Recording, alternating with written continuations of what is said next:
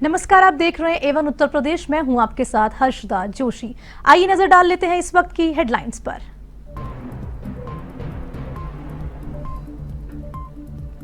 उत्तर प्रदेश में बिजली कटौती पर सीएम योगी हुए सख्त। बोले, ऊर्जा मंत्री करे विभाग की कार्यप्रणाली की गहन समीक्षा। तय रोस्टर के मुताबिक सबको मिले बिजली।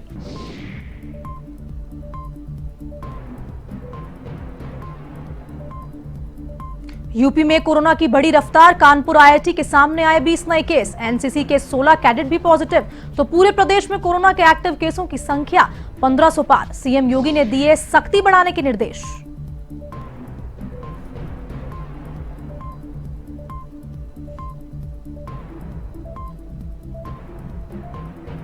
सहारनपुर पुलिस और राजस्व विभाग टीम की बड़ी कार्रवाई। खनन माफिया हाजी इकबाल पर कसा शिकंजा। गैंगस्टर एक्ट के तहत 600 बीघा भूमि को किया जब्त, जिसकी कीमत करीब 21 करोड़ रुपए।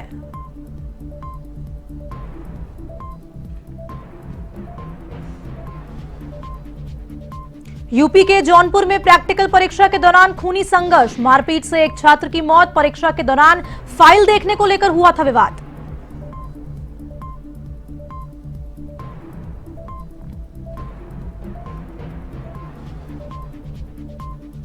कानपुर देहात के अकबरपुर रनिया में महिला की हत्या का मामला। महिला के शव को कमरे में डालकर आरोपी हुआ फरार। पुलिस शव बरामद कर मामले की जांच पड़ताल में जुटी।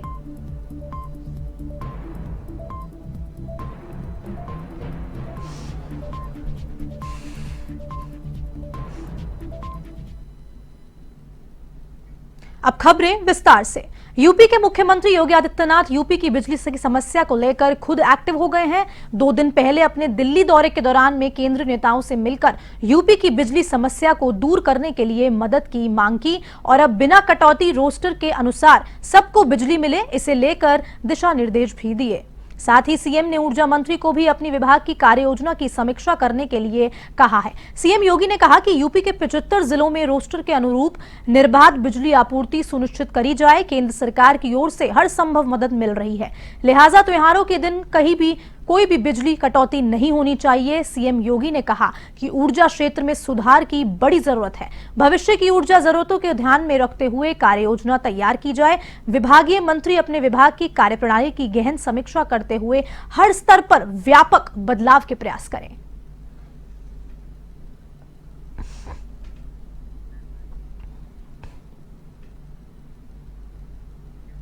मुख्यमंत्री योगी आदित्यनाथ ने उच्च स्तरीय बैठक में अधिकारियों को कोविड गाइडलाइन का कड़ाई से पालन करने के दिशा निर्देश दिए।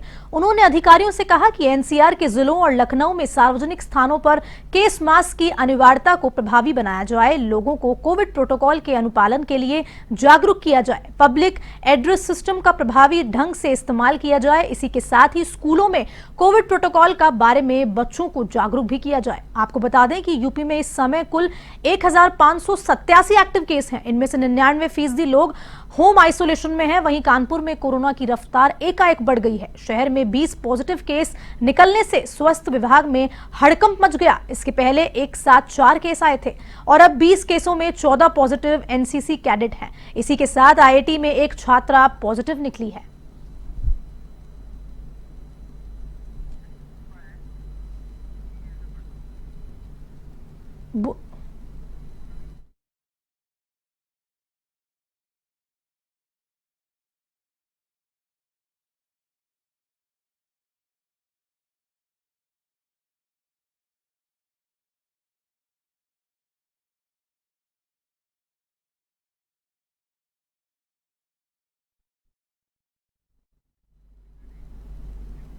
बुंदेलशहर गंगा स्नान करने छोटी काशी अनूप शहर आए 5 श्रद्धालु गंगा में डूबे।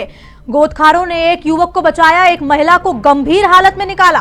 पीएससी के जवान और स्थानीय गोथखोर शेष लोगों की कर रहे हैं तलाश। बुंदेलशहर डीएम सोपी सिंह, डीआईजी संतोष कुमार सिंह मौके पर, एनडीआरएफ की टीम को भी मौके पर बुलाया गया।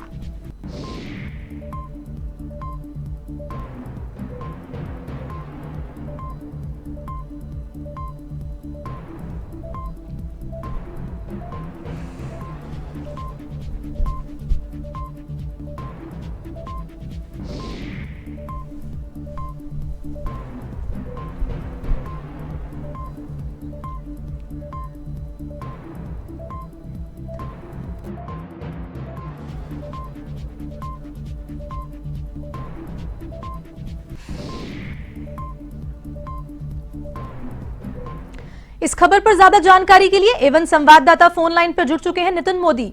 जी नितिन, क्या है पूरा मामला, विस्तार से बताइए। हर्षिता, ये आज अभी थोड़ी देर पहला मामला है। आपको बता दें, ये कुछ श्रद्धालु अनूप शहर के छोटी काशी कहे जाने वाले अनूप शहर में गंगा स्नान करने पहुंचे थे। इस दौरान ये 5 लोग गंगा में नहाते वक्त डूब गए हैं। पुलिस के आला अधिकारी सूचना के बाद मौके पर पहुंच गए। इनमें एक महिला को गंभीर हालत में बाहर निकाल लिया गया है, तो वहीं एक युवक को सकुशल बचा लिया गया है। अन्य 3 लोग अभी भी गंगा में लापता हैं। इनकी तलाश के लिए जिले के डीएम और आला अधिकारी अन्य लोग मौके पर पहुंच गए हैं। एनडीआरएफ और गोताखोरों को मौके पर बुला के सर्च अभियान में लगा दिया गया है। अभी भी सर्च ऑपरेशन जारी है, लेकिन अभी कोई सुराग नहीं लग पाया इनका। जी नितिन, तमाम जानकारी के लिए आपका बहुत बहुत धन्यवाद।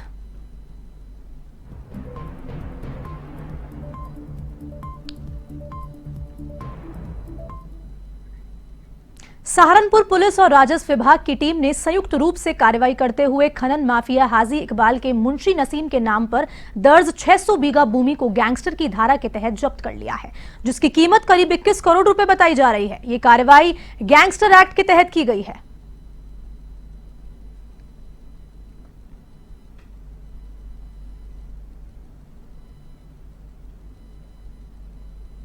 देखिए, जनपद सहारनपुर में एक हाजी इकबाल उर्फ बाला का एक सक्रिय गैंग है। इस गैंग के कई मेंबर्स हैं।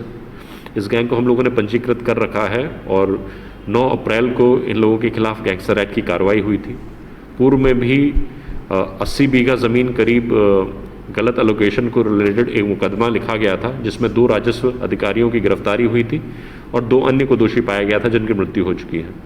इसमें भी इकबाल वाला और एवं अन्य लोग वांछित हैं। गैंगस्टर एक्ट की कार्रवाई के बाद आज हाजी इकबाल के मुंशी, जो पहले उसका नौकर हुआ करता था, नसीम, उसकी करीब लगभग हमने 21 करोड़ की प्रॉपर्टी को 14(1) गैंगस्टर एक्ट के तहत सीज किया है। और भी प्रॉपर्टीज़ हैं, कई शुगर मिल्स हैं और 111 करीब शेल कंपनीज़ हैं, जिसके माध्यम से हाजी इकबाल ने अपना मनी लॉन्ड्रिंग की है और गैंगस्टर एक्ट की गतिविधियों में सम्मिलित रहा है। इन सबको हम लोग सीज करेंगे, कार्रवाई करेंगे और आगे से विभिन्न प्रकार के जो भी माफिया होते हैं, भू माफिया, खनन माफिया, ड्रग माफिया, सबके खिलाफ सख्ती से शासन के निर्देशों के अनुसार सहारनपुर पुलिस द्वारा कार्रवाई आगे भी। खबर यूपी के जौनपुर से है, जहां जलालपुर थाना क्षेत्र के रामस्वरूप सर्वोदय इंटर कॉलेज भवनाथपुर में प्रायोगिक परीक्षा के दौरान फाइल देखने को लेकर छात्रों के 2 गुटों में खूनी संघर्ष हो गया, जिसमें एक गुट ने दूसरे गुट को 12वीं कक्षा के एक छात्र को इतना पीटा कि उसकी मौत हो गई, जिससे सनसनी फैल गई। वहीं प्रैक्टिकल की परीक्षा रोक दी गई। शिक्षकों ने छात्रों को किसी तरह से बाहर करते हुए घायल को ऑफिस में ले गए और पानी छिड़ककर होश में लाने का प्रयास किया, लेकिन जब वह होश में नहीं आया तो उसे सामुदायिक स्वास्थ्य केंद्र ले गए, जहां गंभीर हालत को देखते हुए डॉक्टरों ने ट्रॉमा सेंटर वाराणसी रेफर कर दिया। लेकिन रास्ते में सामुदायिक स्वास्थ्य केंद्र हरदुआ के डॉक्टरों ने छात्र को मृत घोषित कर दिया।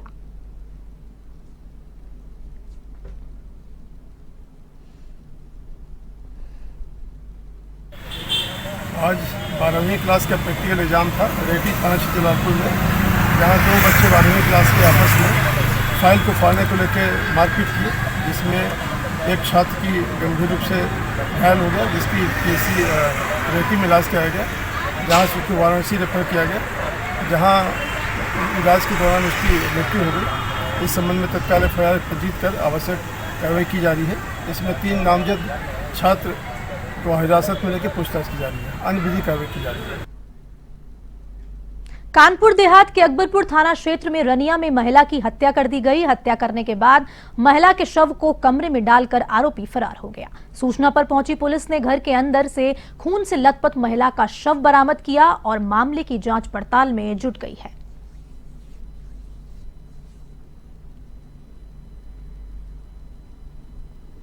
थाना अकबरपुर के रनिया क्षेत्र के सुंदरपुर मोहल्ले में एक नवनिर्मित मकान के अंदर एक महिला की डेड बॉडी मिली है, जिसकी उम्र लगभग 35 वर्ष है। इसके सर में और मुंह पर चोट के निशान है, जो ईंट से चोट पहुंचा करके इसकी हत्या की गई है। इस संबंध में रामबली कछवाहा, जो बांदा के रहने वाला है, उन्होंने फोन पर बताया है कि ये मृतका मेरी पत्नी है और मेरा भांजा जो राघवेंद्र नाम का है, ये इसको लेकर के साथ में रहता था।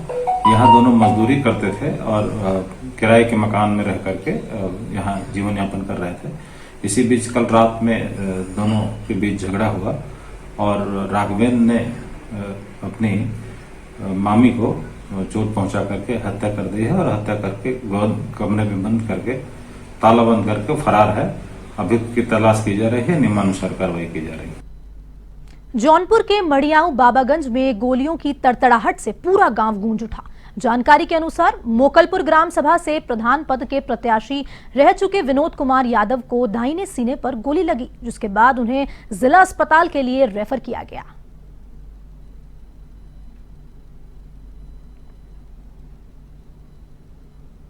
थाना मड़ियाहू क्षेत्र के ग्राम मोकलपुर में एक व्यक्ति विनोद कुमार यादव, उम्र करीब 38 वर्ष, उनके पिता का नाम श्री रंग बहादुर यादव, ये पूर्व में प्रधानी का चुनाव भी लड़ चुके हैं।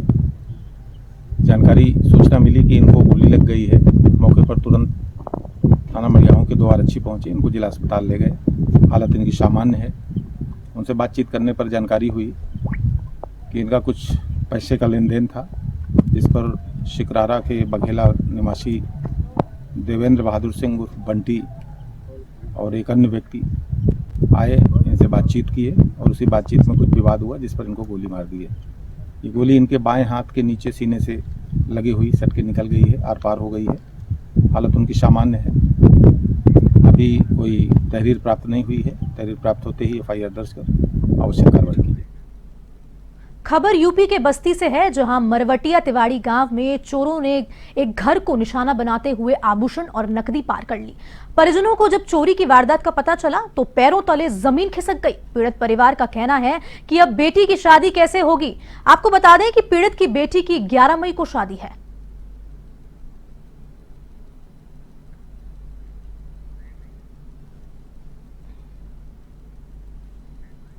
बिजनौर के थाना मंडावली क्षेत्र में पूर्व प्रधान पति की बदमाशों ने गोली मारकर हत्या कर दी। घटना के बाद बदमाश मौके से फरार हो गए, जिनकी तलाश में पुलिस जुट चुकी है।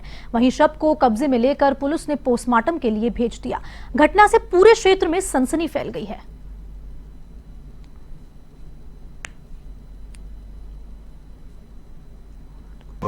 थाना मंडावली के रामपुर चाठा गांव में आज रात्रि में सागर सिंह सैनी नाम के एक व्यक्ति के सोए हुए हालत में लगभग 1:30 बजे तमंचे से गोली मार करके हत्या कर दी गई। एक फायर था। उनके बेटे हरिंदर जब जगे तो सोचा कि टायर की आवाज़ है, देखा तो एक व्यक्ति भाग रहा था।